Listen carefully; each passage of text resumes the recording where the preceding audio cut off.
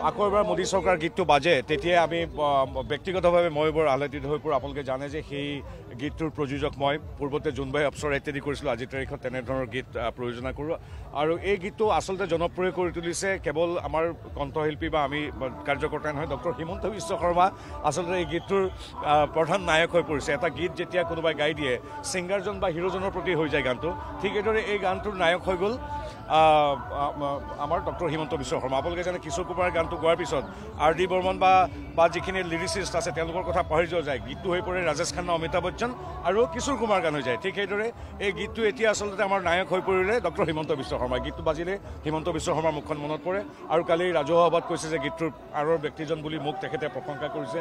মই কৃতজ্ঞ আৰু এই চেগতে গীতটোৰ পিছত মোৰ সৈতে থকা পৰাণ জুজু বৰকটকী আৰু মোক লিৰিক্সৰ সময়ত মিটাৰিঙত সহায় কৰি দিয়া সুনীত গগৈ, বাস্তৱ যিজনে ৰেপ গাইছিল, এই সকলো টীমটোক মই আজি 5 বছৰৰ পিছত পুনৰ ধন্যবাদ জনাইছোঁ।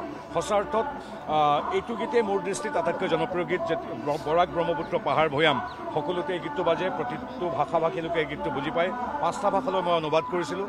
প্ৰতিটো ভাষাতে গীতটো জনপ্ৰিয় আৰু গীতটো আমাৰ এটা অনুঘটকৰ দৰে কাম কৰি acts like a catalyst in our election engineering.